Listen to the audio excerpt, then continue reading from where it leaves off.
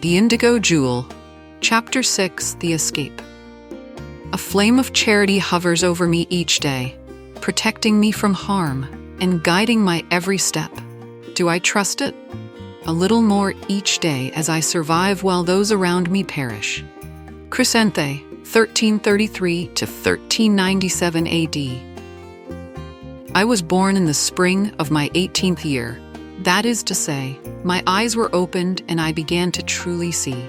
It was at this time that my spirit, that which discerns truth and destiny, came to life and the purpose of my existence was revealed. Indigo in hue, small in size, but vast in knowledge, the object of my transformation was placed in my hand by my dear mother. From whence it came and for what purpose it was intended, I cannot say. It is the mystery that defines my existence. The coarse nature of my world stands in stark contrast to the enlightenment of my Hellenistic ancestors. They valued their principles above all else and lived to expand their minds with philosophy. Oh, that I could experience such a world without the aid of visions. For here I am nothing but a pawn to be used by cruel men. By their words, they act at the bidding of heaven, but by their deeds they are little more than animals groveling in the dirt. Hour upon hour, I sit tightly clutching the jewel, my mind transported to another sphere, where words and deeds are one, where appearance and reality coexist in harmony.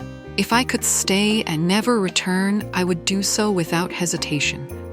I would leave this nightmare behind and live among the visions of long ago. Mine is a life touched by sorrow and death. 3 times I have seen the engulfing affliction destroy entire villages. When I alone survived, men full of malice put themselves about me, demanding to know by what means I protect myself and the nature of my magic. I cannot reveal the true source of my knowledge, or they will most certainly declare me a witch. Thus my mind is captured by a most melancholy state. Finally, after many tears and pleadings, I was instructed in a vision to travel with great haste to a distant land where the affliction and accusations would pass. The journey would take many weeks, but I was instructed to take only what I needed for a few days. I rose before dawn, took only what I was told, and departed. For 3 long months I walked westward with the sea to my left and hills to my right.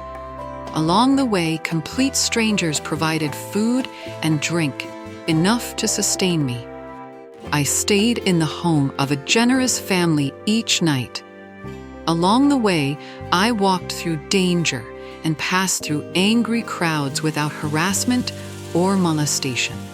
Each day was like a miracle. I was in constant contact with my grandmothers. As if in a dream, I proceeded day by day and finally arrived at the city of Barcelona on the Iberian Peninsula. To my chagrin, I was informed by a stranger that the city was in great turmoil as Christians and Muslims fought for control of the streets. The battle had waged for many days and seemed to have come to a stalemate. As I approached the large gate, the weight of exhaustion pressed heavily upon me. The air was thick with the acrid smoke of fires and a distant clamor of fighting. The once peaceful city now lay shrouded in a veil of conflict and despair. Guards stood vigilant atop the stone walls, their eyes weary but watchful. I hesitated briefly, unsure if entry was possible amidst such chaos. Summoning courage, I drew the hood of my cloak around my face and stepped forward. The indigo jewel, safely concealed within my pocket, provided a subtle warmth, as if offering reassurance. "State your business," a guard demanded gruffly as I neared the gate. "I am but a humble traveler seeking refuge," I replied softly. "I have come far and wish no harm." He eyed me suspiciously. But perhaps noting the weariness etched upon my features, he relented with a curt nod. "Very well. Enter at your own peril.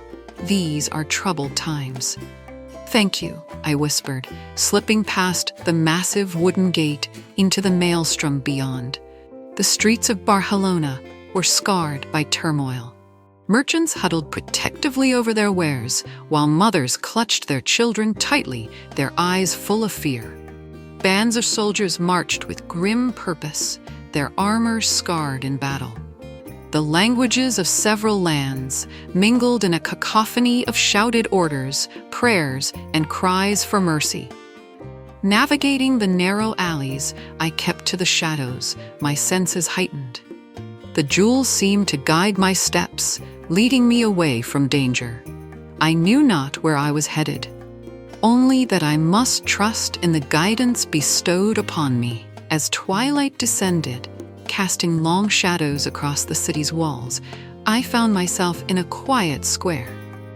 At its center stood a modest well, and beyond it, the warm glow of a tavern spilled onto the cobblestones. The sign above the door bore the image of a crescent moon entwined with a cross, a rare symbol of unity in these divided times. Drawn by the murmurs of subdued conversation and the promise of respite, I entered the establishment. The scent of stew and baking bread awakened a hunger I had long ignored. I took a seat at a secluded table, my back to the wall, ever cautious. Moments later, a serving girl approached me. "Good evening, mistress. What can I bring you?" she asked. "A bowl of whatever is warm, and a bit of bread, if you please," I answered, offering a small coin. She smiled kindly. "Right away." As I waited, I surveyed the room. Patrons of varied origins sat scattered about, travelers, soldiers, and locals. In one corner, a group of men debated in hushed tones, their gestures animated yet restrained. At another table, a solitary figure wrote intently, quill scratching upon parchment. The serving girl returned with my meal, and as I reached out to thank her, our eyes met briefly. A flicker of recognition seemed to pass between us, though I was certain we had never met. "You are not from here," she said softly, a statement rather than a question. "No, I have journeyed many days," I acknowledged. She glanced around before leaning in conspiratorially. "These are dangerous times for those who travel alone. If you seek safe passage or assistance, there are some here who can help." Surprised by her candidness, I replied, "That is most kind, but why extend such help to a stranger?" She smiled gently. "Kindness is a rare commodity these days. We must hold on to it where we can." Before I could respond, a commotion at the entrance captured our attention. A group of soldiers entered briskly, their expressions stern. The room fell silent as tension gripped the air. One of the soldiers, a man of imposing stature with a scar tracing his jawline, spoke loudly. "We seek a healer known to frequent this place. It is urgent." The solitary figure with the quill set down his pen and rose. "I am the one you seek," he declared calmly. The soldier approached him. "You are Luis of Aragon?" "I am. There has been an outbreak of illness among our ranks. We require your services at once." Luis nodded solemnly. "I will gather my things." As he moved towards the exit, his gaze inadvertently met mine. And in that fleeting moment, I sensed a depth of compassion and intellect in his eyes.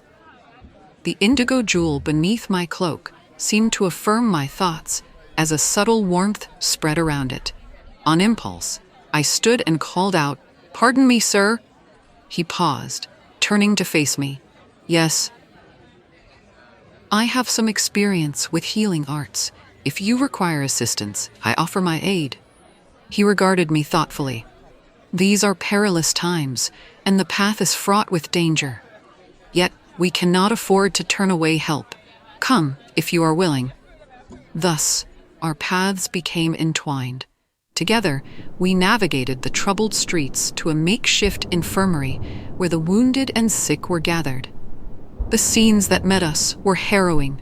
Rows of soldiers, stricken by wounds and fever. Days turned into weeks as we toiled side by side tending to the afflicted. Luis proved to be a man of great knowledge and gentle demeanor, his dedication unwavering despite the mounting challenges. Under his tutelage, I deepened my understanding of medicinal herbs and treatments, supplementing his teachings with insights gleaned from the wisdom of my grandmothers. One evening, as we took a rare moment of respite beneath the stars, Luis spoke quietly.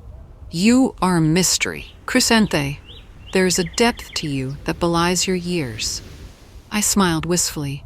"We all carry stories untold, burdens and blessings unseen." He nodded. "Truthfully spoken. In these turbulent times, it is solace to find a kindred spirit." A comfortable silence settled between us, the night air cool and fragrant with the scent of the sea. The distant sounds of the city seemed to fade, leaving only the gentle rhythm of the waves in the distance. "Once this turmoil subsides," he began hesitantly, "I intend to journey north, to the mountains where my family once resided. There, I hope to establish a place of healing, away from the strife." I turned to him, meeting his gaze. "It is a noble dream." He hesitated before continuing. "I would be honored if you considered joining me. Your skill and companionship have been invaluable." Emotion swelled within me, a mixture of hope, gratitude, and a stirring I could not quite name. The jewel vibrated faintly in my pocket, as if affirming the path before me. "Greece," I whispered, almost to myself. My journey began with no destination, but perhaps it was meant to lead me here. Luis's eyes held a gentle earnestness. "Then let us forge a new path together." In that moment, I felt the threads of fate weaving tightly around us. The guidance of the jewel, the whispers of my grandmothers, and the choices of my own heart converged. "Yes," I agreed softly, "together." I had trouble sleeping that night, but as the dawn painted the horizon with hues of gold and rose, I felt a renewed sense of purpose. Though the world around us remained fraught with uncertainty, I knew that, with Luis, I could face whatever trials lay ahead. Our friendship would not only fulfill the promise entrusted to me, but also create opportunities for service. I longed for a sense of satisfaction and fulfillment. Thus, amidst the tumult of a city divided, began a chapter of my life marked by love and service.